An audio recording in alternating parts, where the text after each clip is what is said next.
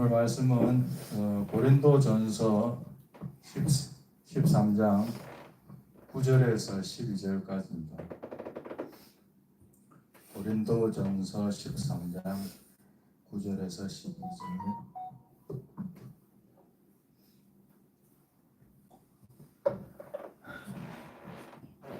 내려오고 여러분들 앉으라고 기도하도록 하겠습니다.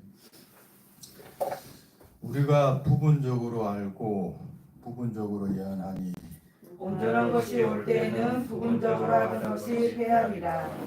내가 어렸을 때에는 말하는 것이 어린아이와 같고 깨닫는 것이 어린아이와 같고 생각하는 것이 어린아이와 같다가 장성한 사람이 되어서는 어린아이의 일을 버렸노라. 우리가 지금은 거울로 보는 것 같이 희미하나 그때에는 얼굴과 얼굴을 대하여 볼 것이요 지금은 내가 부분적으로 하나 그때에는 주께서 나를 아신 것 같이 내가 온전히 알리라.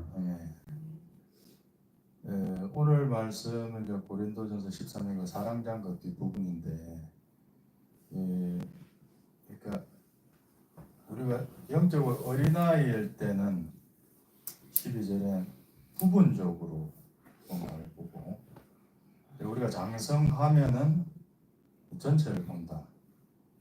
의식이 확장이 확 되는 겁니다. 어릴 때는 단면, 일면, 어떤 한 측면만 본다면 어른이 되었다는 것은 전체를 통괄해서 본다. 의식이 확장한다. 그런 초점을 갖고 오늘 말씀을 나누려고 하는데, 오늘 설교는 이제 기도에 대해서 좀 말씀을 드리려고 하는데, 그 유미 전도사님이 지난주에 저한테 질문을 하셨습니다. 왜 요즘은 통성기도를 안 하십니까? 왜 요즘은 통성기도를 안 하시냐? 그런 질문을 해서 정확하게 이런 문장이었는지, 이 통성기도란 말을 썼는지 모르겠고, 좀 세게 기도 안 하시냐, 뭐 이런 게 있어요. 왜 요즘 좀 세게 기도 안 하시냐? 그래서 이거를 한번 정리를 한번 해야 되겠다. 오해하시는 분들이 있으니까 그런 분들도 있고 또 내 스스로도 한번 정리를 해야 되겠다 싶어서 이제 오늘 말씀을 조금 준비해 봤습니다. 그래서 오늘 본문 말씀에는 이게 어릴 때는 일면을 보고 어른이 되면 전체를 본다. 우리 신앙에 많은 항목들이 있습니다. 여러분, 뭐 기도도 있고, 뭐 믿음, 뭐 구제, 뭐 성교, 뭐 사역자론, 뭐 교회 개척론, 여러 가지 주제들이 있잖아요. 그 각각의 주제들에 대해서 우리의 인식이 10년 전하고 지금은 좀 틀립니다. 그렇지 않습니까? 10년 전에 기도로만 이제 한정해 볼게요. 기도에 대해서 오늘 이야기할 겁니다. 10년 전에 생각했던 기도라는 그게 지금 현재 나는 그렇게 생각 안 하고 뭔가 변화가 있는데, 그럼 앞으로 10년 후면 또 변화할 수도 있겠네요. 그런 거 아닙니까? 변화라는 게 나쁜 거냐? 그 윤호 교회 그 개척 멤버들이 있었거든요. 전도사님들하고. 몇 년 전에 나갔다 그래요. 이제 한 5년 전인가. 왜 나갔는데? 전도사님들이 임 목사님이 초심을 잃었습니다. 개척의 초기의 가치들을 다 바꾸고 그래서 자기들은 임 목사님 변했다 생각해서는 갈렙니다. 이거 떠나갔다 그러더라고. 그래서 이제 윤호는 거기에 대해서 뭐라 이야기했느냐면, 변한 게 아니고 좀 성장한 거다, 자기가 그 주제들에 대해서. 근데 이제 그 초창기 멤버들은 그 10년 전에 윤호의 가치 그게 완전 경도되어 있었죠. 그게 변하니까 이 변질한 것처럼 느껴진 거예요. 윤호는 성장한 거다.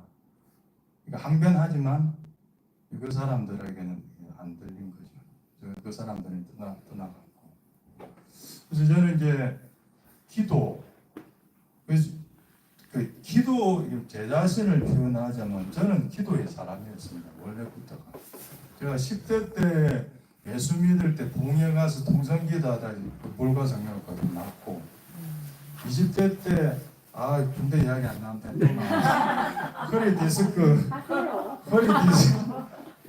디스크 나가가지고 마산북군 통합병원에서 금융처럼 하다가 방한 받고,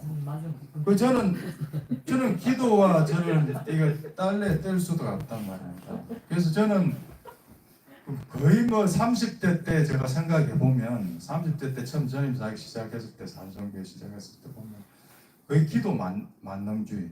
모든 멘토링의 결론은 기도해라. 어려워 힘들어. 왜 내가 그것에 너무나 이제 경도되고 거기에 대한 효과를 받고 온통 내 세계관 속에는 이게 기도가 절대적인 거예요. 그래서 고등부 애들한테도 꼭 기도해. 뭐 대학 들어가 기도해. 그랬던 것 같아요. 근데 제가 이제 그 30대 때 그랬는데 기도에 대해서 약간 기도 만능주의 같은 게 있었어요. 그리고 기도를 하면 좀 세게 하고 막 이런 게 있었어요. 그래서 뭐 동료들이 다 이제 관찰하고 말을 던지잖아요. 뭐 제가 기도에 인도하고 나면 그러면 원로 목사님들 목사는 목소리가 허스키해, 막 슈력 보이스야, 막 이래 자꾸 우리 저 고등부 총무님은 목사님은 락커예요. 기도는 뭐 락처럼 이러고 그런 게 다 말하는 바가 있잖아요. 그 이미지가 윤 목사 기도의 인도 딱 하면 그 떠오른 전형적인 그런 게 세고 막 이런 거예요. 저도 그렇게 하고 그렇게 추구하고 그런 식으로 사역도 하고 이게 달려왔는데 어느덧 이제 50대 중반이 넘었어서 기도가 만능이 맞나라고 할 때 이제는 그리 생각 안 되더라고요. 기도해도 안 바뀌는 게 있더라고요. 저는 제 임상적인 겁니다. 멀리 안 보겠습니다. 내 임상을 볼 때 그렇게 기도하고 아약 가서 우 기도하고 뒤로 넘어지고 자빠지고 해도 안 변하더라고요. 안 변하더라고요. 그런 게 있더라고요. 너무 좋아하시네. 너무 좋아하시네. 영어로 할게요. 어그리. 어그리. 기도해도 안 바뀌는 어떤 영역들이 있다. 그러면 이제 어떻게 해요? 이제 제가 여러분들의 멘토링 할 때 예전처럼 그렇게 멘토링을 안 한단 말입니다. 기도해. 기도해도 안 되니까 나도. 이제는 이제 그런 말을 선뜻 못 하겠다. 그럼 이게 변질한 거냐? 아니죠. 오늘 본문 말씀처럼 30대 때 부분적으로 기도에 대해서 알았는데 이제는 조금 신앙에 연료된 조금 온전히 알게 됐다. 기도라는 건 하나로 인생 생활의 모든 주제를 다 꿰뚫을 수는 없구나. 기도가 어느 정도 효과하는 건 맞는데 또 어떤 영역에서는 기도라는 그 안경으로 해석이 안 되는 것도 있단 말입니다. 그래서 예전에 그 샘물교회 그 피랍됐잖아요. 샘물교회 피랍돼가지고 거기서 저희 선배 저희 동기였거든요. 얼굴이 제가 기억납니다. 같이 배웠던 그분이 이제 뭐 순교했잖아요. 했는데 이제 그때 그런 사건이 한창 있을 때 누가 그렇게 하는 말을 들었습니다. 아니 기도를 좀 더 세게 했더라면 더 강력하게 세게 했더라면 그 피랍되지 않았을 것이다. 죽지 않았을 것이다. 라고 하는 그런 그 사건에 대한 해석을 들을 때 저는 답답함이 있었습니다. 그때 거기 40대 목소하고 막 30대였다면 나도 그게 동의했을까? 그렇지, 더 세게 기도하지.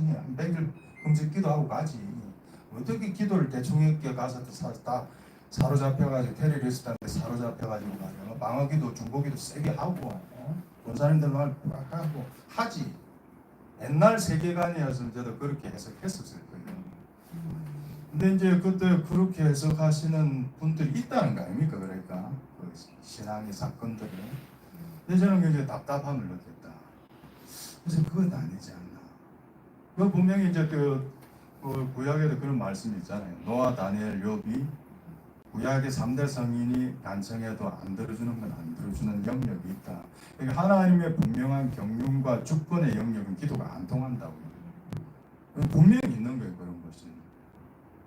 내가 10대 때 20대 때 고통받아서 그럼 기도 때 세게 하지. 그럼 고통 안 왔을 건데 그게 아니죠. 고통은 오는 거죠. 하나님의 섭리 때문에 어느 날 어느 때 와야 된다면 기도로서 그 큰 판은 못 바꾼단 말입니다. 그 큰 판 안에서 살아남기 위해서 디테일한 소소한 것들은 기도가 통용될 수는 있어요. 근데 요셉이 옥에서 꺼내주세요 할 때 안 꺼내주잖아요. 그러니까 기도가 만사하고 통용 열쇠가 아니라 다른 영역으로 해석해야 되는 그런 영역들이 있다. 그러나 우리가 의인아이일 때는 우리가 그렇게 협소하게 부분적으로 우리 인생의 사건과 이런 것들을 해석한다는 거예요. 그래서 저는 이제 기도에 대해서 어느덧 바뀌었더라고요. 그래서 그래 됐고, 그다음에 이제 김전도사님 그게 제가 답을 해야 되는데, 근데 이제 그 전에 몇 가지 좀 이야기를 좀 할게요. 그래서 이 기도의 이 색깔, 윤일 목사 하면 떠오르는 그 기도의 색깔들이 있었어요. 제가 많은 동료들이나 같이 사역했던 우리 고등부, 우리 교사들이 제에 대해서 일관되게 말하는 그런 나의 색깔들이 있었어요. 그리고 각자에게는 다 그런 색깔들이 있습니다. 기도의 색깔들이 있어요. 그래서 이제 한국 교회의 기도의 색깔은 좀 약간 빨간색 같아요. 저는 삼원색, 빨간, 초록, 파란 있잖아요. 요즘 유술 쪽으로 조금 하다 보니까 유술 쪽 복합을 해서 삼원색이 빨강, 초록, 파랑이 만나서 이제 말년옥조 파랑가 나오는데, 한국 교회 기도는 뭐가 있습니까? 통성기도, 새벽기도, 철학기도, 소나무 뿌리고 엄청 많잖아요. 그러니까 그런 것들이 다 떠오르는 이미지가 뭡니까? 처절하고 한스럽고 그런 거잖아요, 이런 거. 근데 제가 이제 40살 때 이제 아이학 갔거든요. 아이학 가서 이제 미국 중산층 백인들의 기도를 들었습니다. 미국 중산층 백인들의 기도 듣는지 아십니까, 여러분? 근데 한국 사람끼리 있으니 그분이 잘 모르죠. 신앙의 색깔이 어떤 게 있는지를. 미국 백인들은 너무 다운되지도 않아요. 그렇다고 업되지도 않아요. 딱 그 중간선을 하더라고요. 뭐든. 찬양도 그렇고, 찬양 우리처럼 가열차게 안 해요. 가열차게 안 하고, 한국 사람이 한스럽게 하는데, 미국 백인들은 이 기도도 그렇고, 찬양도 그렇고, 딱 이 중간 톤으로 하더라고요. 근데 이 톤이 처지는 톤이 아니에요. 절대 처지는 톤이 아니에요. 흑인들도 봤거든요. 흑인들은 여러분들도 상상하실 수 있어요. 엄청나게 업돼 있습니다. 기도를 할 때는, 찬양을 할 때는 너무너무 업돼 있다. 완전 민족성이 틀리다. 그죠? 색깔들이 이렇게 다 틀리구나. 그러니까 미국의 그 번안곡들 있잖아요. 미국에서 만들어진 노래가 원래는 경쾌한 노래인데, 그러니까 한국 사람들이 부르면 왠지 축축 늘어지고 막 그런 노래들 엄청 많이 있습니다.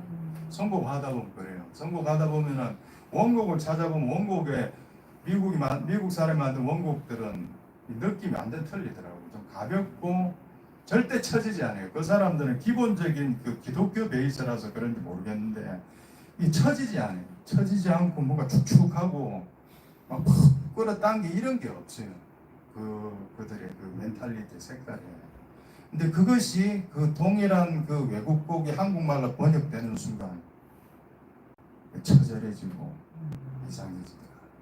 그 중에 하나가 그 노래입니다. 미스티 에드워드라는 그 아이학 그 여자 그 싱어 있는데, 그 사람이 만든 예수 나는 당신의 신부라는 그 노래가 있어요. 그 노래를 제가 이스라엘 가서 처음 들었는데 좋더라고. 들어봤는데 이거를 한국에서 저쪽에 마천 쪽에서 몇몇 분들이 부르시는데 듣는데 너무 처절한 거예요. 이게 이상하다. 이건 그런 노래가 아닌데 너무 처절하고 애달게 부르더라. 이게 그게 나타난다. 그러면 이 색깔이 왜 이런 차이를 보입니까? 그것은 삶의 자리의 차이, 삶의 자리. 여러분들이 딛고 있는 땅이 어떤 땅인가에 따라서 여러분들 색깔이 달라지는 거예요. 처음 전임 사역했던 데가 이제 상성교회인데 강남 8학번이거든요. 그래서 강남 사람들을 봤죠. 걔들을 고등부로 제가 맡아서 했으니까. 그거 누군가에게는 기도 제목인 것들을 그들은 기본적으로 갖고 태어났더라고요. 외모를 주세요. 외모는 그들이 이미 갖고 있어요. 부자가 되기에는 이미 부자에 있거든. 맛있는 음식 먹게 날마다 맛있는 음식 먹고 있어요. 좋은 부모만 이미 좋은 부모가 있어요. 그러면 걔들은 기도 제목이 할 게 없잖아요. 그러면 그렇게 태어난 태어나서 자라서 신앙생활이 형성된 그 신앙의 색깔이 고아들 한번 생각해 보세요. 뭐 윤호 교회가 이제 부산에서 고아 사역을 하거든요. 그래서 고아들을 제가 한 번씩 봤어요.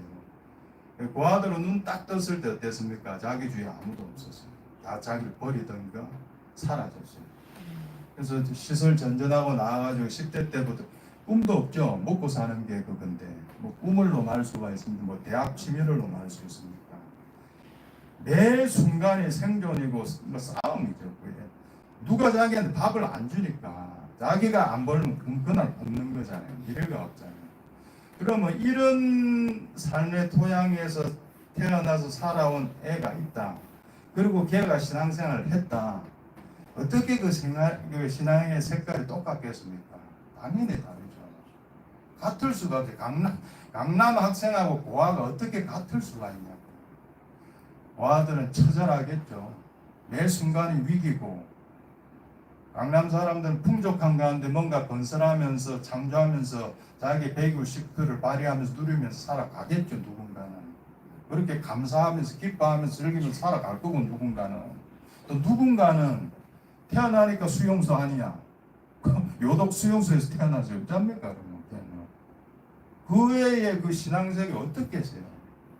그러니까 각자의 자리에서 삶의 자리에 따라서 신앙의 색깔은 달라집니다.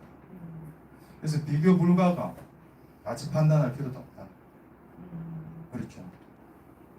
그러니까 그런 사람들, 내하고 색깔이 다른 사람들 어떻게 봐야 됩니까? 저는 이제 그렇게 하면 되는 것 같아요. 요즘에 아들한테 한 번씩 이제 일본어 단어를 배우거든요. 도모다치, 친구가 되는 거지. 친구는 왜냐면 생각해보면 친구는 내하고 틀리거든요. 그리고 대부분 친구는 내하고 정반대의 성격이. 근데 잘 지내잖아요. 근데 왜 신앙 안에만 들어오면 신앙의 색깔이 틀리다고 좀 경원시하고 꺼려하고 그렇게. 친구가 되면 되는구나. 친구가 되면 그 사람의 싫던 게 좋은 점이 되고 매력이 끌리고 되는 거죠. 예를 들어 안목사님 같은 경우 딱 보면은 안정감이 있으시죠. 저는 별 안정감이 없다고 제 스스로 생각합니다. 주위에서 어떻게 볼지 모르겠는데, 그래서 저는 저에게 없는 안정감이 안목사님한테 있기 때문에 그게 끌립니다. 안 걸립니다. 몰랐는데. 아니, 정정하겠습니다. 끌리지 않습니다. 끌리지 않고.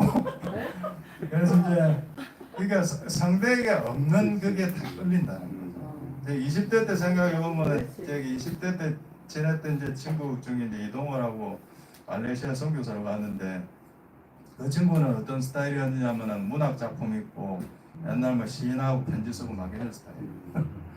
저는 뭐 별 그런 거는 별 관심이 없었거든요. 근데 이제 서로 없는 영역이 있으니까 그게 끌리더라고. 나에게 없는 것은 모르니까.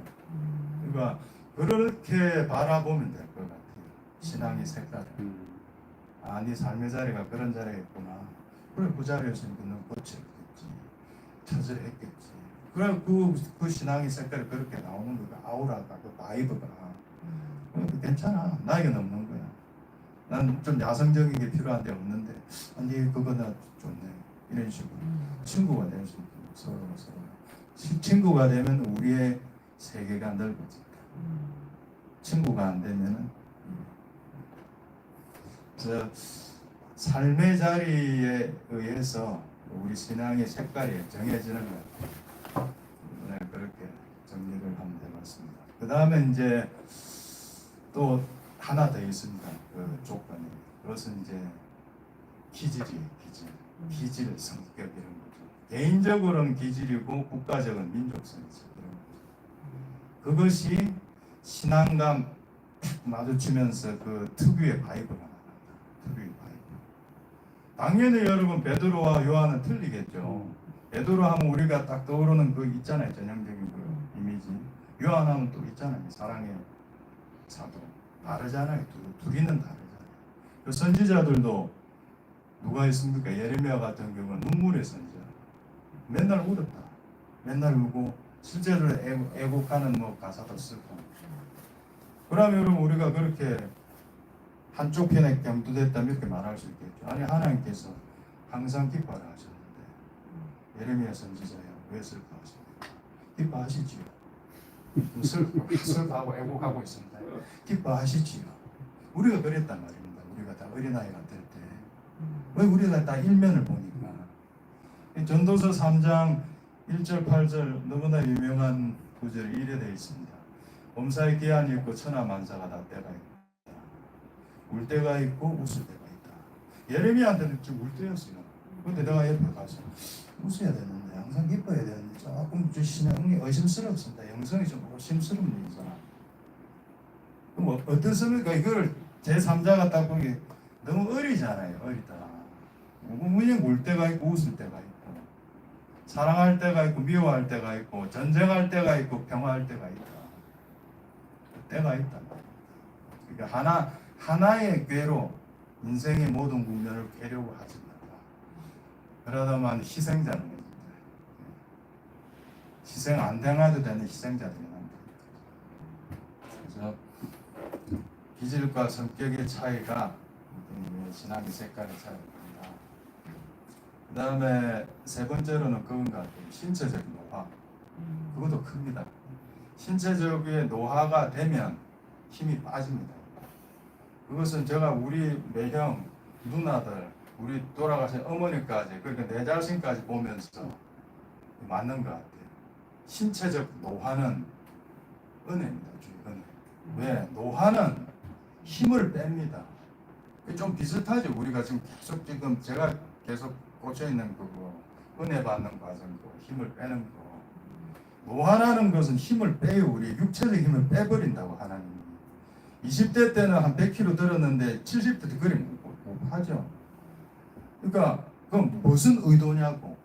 왜 하나님은 노화라는 과정을 집어넣어서 무슨 의도를, 무슨 영적인 의도를 우리에게 끼치려고 우리 모든 사람들이 그 노화를 거치게 했을까? 저희 어머니 돌아가실 때 생각해 보니까 그냥 물어봤거든요. 엄마한테 뭐 잘못한 사람들 다 용서하나? 엄마? 다 용서한다. 말도 잘 못해. 힘도 많아. 젊었을 때 용서가 안 돼요. 에고가 살아있고 혈기가 등등하기 때문인데 70대, 80대 몸에 힘 쫙 다 빠지고 욕구 다 빠지고 그러면 그깟 1, 20, 30대 때 겪었던 그 용서 그냥 됩니다. 그냥 돼. 그러니까 그런 식으로 해서 그 죽음 이유를 준비시킨다. 하나님께서. 죽음 이유를 준비시키기 위해서 하나님께서 노화를 주셨다. 기도 안 해도 7, 80대 정도 되면 기본 이루는 그게 있습니다. 기본 이루는 그게. 할머니 요양원 가보세요. 할아버지 물어보세요. 그분들한테. 7, 80대 돼가지고 내 그놈 아직도 용서 그런 사람 잘 없습니다. 그때 하더라도 죽는 순간 다 털고 가려고 하는 사람들이 내 아들 용서한다. 내 용서해. 그럼 왜 그게 돼요? 그게 왜 돼요? 그게 기도도 안 했는데 음식도 안 했는데 사역도 안 했는데 신체적인 노화가 그걸 땡긴다. 주의 은혜는 젊었을 때 안 빠지던 힘이 늙었을 때는 상실이 자, 그러면 이제 오늘 이제 임유전 도사님 그 질문에 이제 대답을 할 차례가 왔습니다. 오늘 짠 나옵니다. 나의 기도가 변한 이유, 내 삶의 자리가 변했나? 그런 거 같잖아요. 내 삶의 자리가 지금 강남입니까? 내 삶의 자리가 다 아시다시피 그리고 보락보락한 삶의 자리 때문은 아닌 것 같아요. 그런데 일정 정도 신체 노화는 역할을 했습니다. 신체적 노화 때문에 예전처럼 그 밤새서 기도 못하겠었어요. 밤새서 그 30대 때 본 사람을 됐고 한 달에 한 번씩 기도의 날 해가지고 저녁 9시부터 새벽 4시까지 기도를 했거든요. 그리고 새벽 기도까지도 하고 그거 한 6, 7, 8시간을 그냥 통성으로만 했어요. 침묵기도 하나도 안 하고 통성으로 그렇게 할 때가 있었는데 지금은 어떻게 좀 30분 9시부터 한 30분 그것도 길게 느끼려고 막 그래요. 그래서 좀 노화가 제 기도가 조금 이게 이래 된 하나의 이유가 아닐까 생각하고 근데 가장 큰 이유는 그러니까 제가 일부분을 봤는데요. 의식이 조금 확장이 되었어요. 전체를 다 본다는 까지는 아닙니다. 뭐 교만스럽게 그렇게 나가는 건 아니고 예전에 일부만 봤는데 조금 더 넓게 보는 거지. 그러니까 삶을 살아가는 방식, 사역을 해 나가는 방식에 대한 이해와 의식이 조금씩 확장되다 보니 그에 따라서 자연스럽게 각 신앙의 항목들에 그렇게 기인한 변화된 태도로 그것들이 접목되면서 그렇게 그것들이 나옵니다. 최근은 그거 아닙니까? 힘을 빼라. 맡기고 살아야 하는구나. 내가 멈추는 곳에서 하나님 시작하시는구나. 과거는 그래 안 했거든요. 과거는 사역할 때 나의 애달픔으로 사역했단 말입니다. 나의 애달픔으로 저 친구들 이제 은혜 끼쳐야지. 기도 금식기도 좀 하고 서야지. 나의 어떤 나의 애달픔, 나의 애절함으로 했다면 이제 그것까지도 주께 올려드립니다. 어떻게 보면 약간 뭐 거저 먹는 듯이 보일 수 있을 것 같으나 그건 오해입니다. 거저 먹으려고 하는 것이 아니라 의식의 수준이 높아진 겁니다. 높아진 겁니다. 내가 멈추는 곳에서 하나님은 시작하시니까 그렇다면 나를 좀 최소화해보자. 그거예요. 그렇게 의식이 확장되다 보니까 기도에서부터 뭐 성경 읽기든 그게 뭐든 조금씩 이게 바뀝니다. 그러니까 예전처럼 좀 하기 어렵더라. 왜 이거 알아버렸어요. 이걸 몰랐을 때는 그냥 하는데 그 너머를 조금 맛을 보다 보니까 그런 게 있는 거야. 그럼 이렇게 하는 건 조금 방향을 틀 수도 있겠네. 그걸 알아버리니까 막 예전으로 다시 돌아가면 어려운 막 이런 거 있지 않습니까? 그러니까 너머를 살짝 보니까 많이 본 건 아닌데 살짝 보니까 내 삶의 모든 전반에 나의 모든 어떤 신앙의 주제 같은 것들에 대해서 다 이런 식으로 적용을 해나가다 보니까 그러다 보니까 과도기적으로 예전보다 기도를 좀 세게 안 하시는 것 같아요. 라고 하는 그런 것들이 나올 수도 있겠다. 그럼 좀 과도기입니다. 이라고만 다시 정착이 되면 다시 그런데 이 싸우는 기도 있죠. 아까 우리 전도서도 싸울 때가 있고 평화할 때가 있다 그랬잖아요. 싸우는 기도의 고유성이 있습니다. 그거를 무시하는 게 아니고 통성기도 필요 없다는 게 아니고 그게 분명한 고유한 영역이 있어요. 그런데 그것만 아니라고 또 다른 것도 있다. 우리는 일부분만 보니까 어른은 모든 걸 다 보니까 그렇게 우리의 의식이 계속해서 이렇게 뻗어나가야 된다.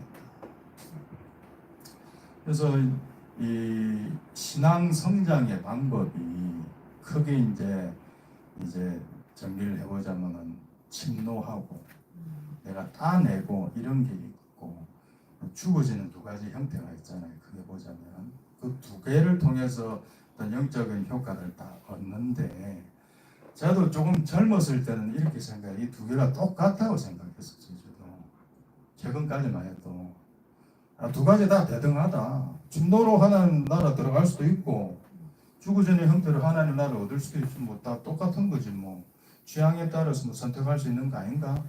그때 상황에 따라 바꿀 수 있는 그렇게 생각했는데 지금은 이제 이 설교를 준비하면서 조금 달라졌어요. 아니 침노보다 죽어지는 수준이 더 높다. 라고 저는 조금 정리를 이렇게 하려고 합니다. 그러니까 침노라고 할 때 여러분 그 색조, 뉘앙스, 이미지는 뭐예요? 사자 같은 거잖아요. 움켜쥐고 해내고. 근데 그 침노로서 영적 세계를 침투에 들어가는 것의 필연적인 한계성이 뭐냐면 에고가 강화됩니다. 그런 측면이 있습니다. 분명히 있습니다. 내가 10시간 기도를 무릎 꿇고 해내버려요. 그래서 은혜를 받아요. 에고도 세집니다. 자기 의가 강화된다. 자기 의가. 그건 있습니다. 이제 여러분들 많이 해보셨잖아요. 이런 것들을 어떤 것들을 해내면 그 해낸 그 판이 에고의 판이거든. 그러니까 에고가 강화돼요. 자기 의가 세진다고. 내 해냈어. 내 기도 한 10시간 해. 몇 시간 하는데 기도? 3시간. 이래 된다. 그러니까 침노라는 의식의 단계가 좀 낮은 것 같아요. 제가 볼 때. 침노를 통해서도 분명히 영적인 획득을 할 수 있고 은사를 따낼 수 있는데 내 에고도 세진다고. 그게 감정이죠. 감정이 뼈대죠. 감정이 내가 이래 했으니까 이런 것을 얻었어. 그게 나의 감정이에요. 그거 자기 에고 자기 의라고. 잘못하면 감정이 자기 의가 되는 거예요. 그래서 자기 훈장이 된다고. 자기 훈장. 내가 새벽기도 100일 했더만 하나님 짬 나타나서 보여줬어. 자기 의가 된다고요. 그 위험성이 같이 간다 이거. 침노라는 스타일로 신앙생활 한다면 위험성이 같이 간다. 위험할 수도. 그래서 많은 이단 문선명 그런 분들 처음에 장로님이었습니다. 장로님이었고 뭐 금식 뭐 40일씩 하고 환상 다 보고 했습니다. 근데 왜 그 최첨단의 영적인 최첨단의 경험했던 분들 왜 다 이단으로 넘어가나? 뭔가 놓친 게 있지 않을까? 뭔가 놓친 게 있지 않을까? 어떤 하나의 단색이었다는 신앙의 단색. 신앙은 다른 색도 있는데 그 단색 하나로 에고가 강화되고 자기가 세지면 결국 어느 시점에는 예수 믿을 말도 안 듣는다니까요. 자기 속에 우상하게 형성되거든요. 그래서 예수님의 후반기 사역 생각을 했어요. 예수님의 전반기 사역은 사자천을 했죠. 돌아다니면서 사람 다 나서고 논쟁하고 수만 명 이끌고 큰 사역 했어요. 근데 후반기로 가면 어떻게 합니까? 어린 양의 사역으로 들어간다. 색조가 너무 틀리다. 예수님의 전반기 후반기 색깔이 너무 틀리다. 그럼 왜 예수님은 그렇게 하기를 선택했나? 왜 주님은 자식의 최고의 정점의 사역을 할 때 그 툴을 죽어짐이라는 것을 선택하나? 놓아버림이라는 그 형태를 선택하나? 사자처럼 치고 나가지. 왜 그걸 안 하시나? 그건 뭔가 의도가 있지 않을까요? 그분의 또는 하나님의 그것이 가장 파급력이 크기 때문에 그렇게 한 게 아닐까요, 여러분? 내가 죽는 거, 나의 에고의 죽음이 가장 파급력이 큰 형태이기에 주님의 나중 사역은 이 형태를 취한다. 나의 죽음은 가장 강력한 하나님의 계획을 초래한다. 침노로서도 뭔가 따내는 거 분명히 있는데 그것을 어떻게 표현하든 뭐 자아의 죽음이라고 하든 에고의 죽음이라고 하든 나는 죽고 그리스도만 다시 삶이라고 하든 어떤 식으로 표현하든 그 놓아버림의 수준이 더 높다. 진노보다. 그래서 주님도 마지막 사역을 그렇게 선택하신 것이 아닐까 그렇게 생각이 됐습니다. 이 죽어짐이라는 것이 영적 레벨이 더 높다. 따내는 것 대단한데 게으른 뱅이에 비할 바는 아니죠. 게으른 뱅이보다야 따내는 게 훨 낫죠. 뭔가라도 하는 거니까. 그러나 그것은 분명히 에고의 강화, 자기의 위험성이 있고 자기의 강화의 위험성이 있고 판단이 또 들어가고 나는 이거 하는데 니는 왜 못해 이렇게 사람이 판단으로까지 뻗어가고 그 일면에서 또 신앙이 또 확 넓어지면 이제 이 부분을 보는 거죠. 이 죽어짐이라는 영역. 그러면 그 죽어짐이라는 의식의 확장에서 나의 모든 걸 다 보는 거예요. 기도에 대해서. 새롭게 정리를 해보는 게 이거는 이제 죽어짐의 관점에서 기도를 한번 정리해보자. 집회에서 기도의 인도, 또 나의 묵상, 내 삶의 이런 모든 것들을 어떻게 적용할 수 있잖아요. 그럼 좀 달라지겠죠. 그러니까 10년 전하고 다르겠죠. 앞으로 더 달라지겠죠. 더 좋아지겠죠. 앞으로 10년 후면 더 풍성해져 있겠죠. 그래서 그것이 저의 기도가 지금 조금씩 변하고 있는 이유입니다.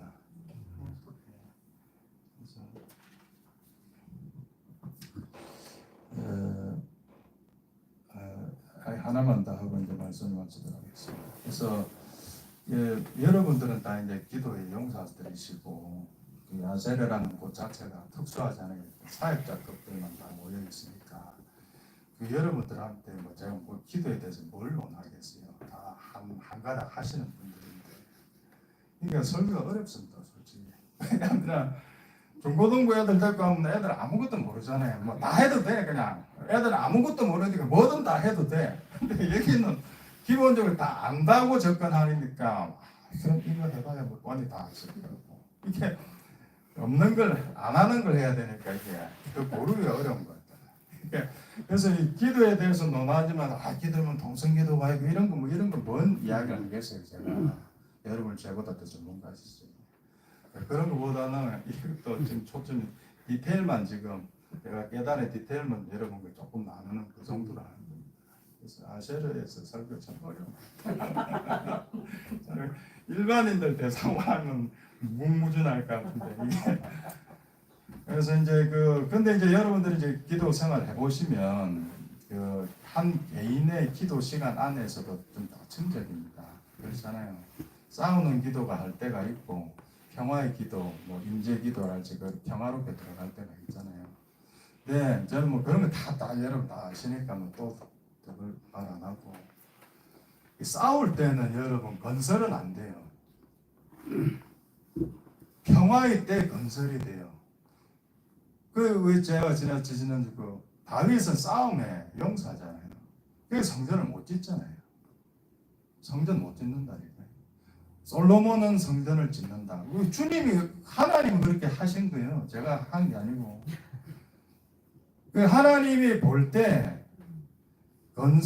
그러니까 여러분 인간 역사를 봐도 문화가 창달되고 선진국이 될 때는 태평성대일 때입니다. 우크라이나 저래 전쟁하고 있잖아요. 저래 전쟁하면 저 나라 선진국 못 됩니다. 다 파괴되죠. 개인의 꿈도 파괴되고 기관시설 다 파괴되고 수조 달러가 사라지잖아요. 전쟁이 끝나는 순간 가난병이 되는 게 우크라이나는 그렇잖아요.